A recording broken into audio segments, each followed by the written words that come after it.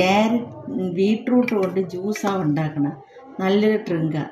ഇപ്പം ഇത് ഞാൻ മുറിച്ച് അടുപ്പിൽ വെച്ച് വേവിച്ച് വെച്ചിരിക്കുന്നത്. അതിനെ ഇതിലൊഴിച്ച് അരയ്ക്കണം.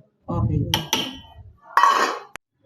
ഇത് അരച്ചു കൊണ്ടുവന്ന ബീട്രൂട്ടിനെ ഞാൻ ഇതിലോട്ട് ഒഴിക്കുകയാണ്. വേവിച്ചെടുത്താലേ അതിൻ്റെ ചുവയില്ലാതിരിക്കുള്ളൂ.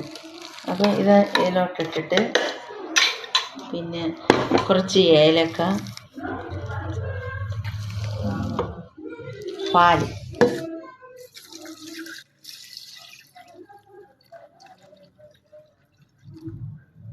പാലൊഴിച്ച് പഞ്ചസാര ഇട്ട്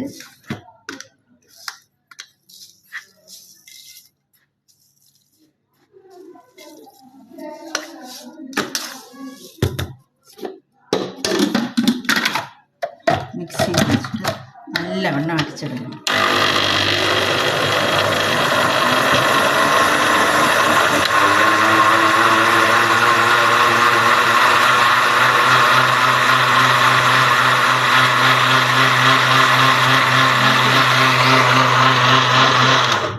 ഓഫ് ചെയ്യണം.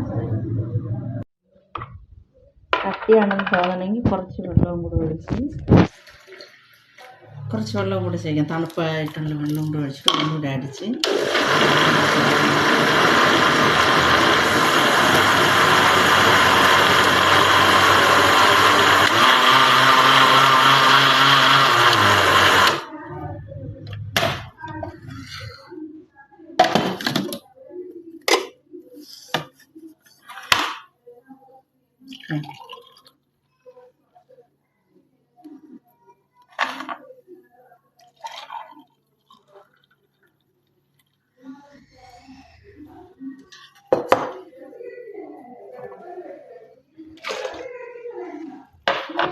അതിൽ കുറച്ച് കശകശയും കൂടി ഇട്ട്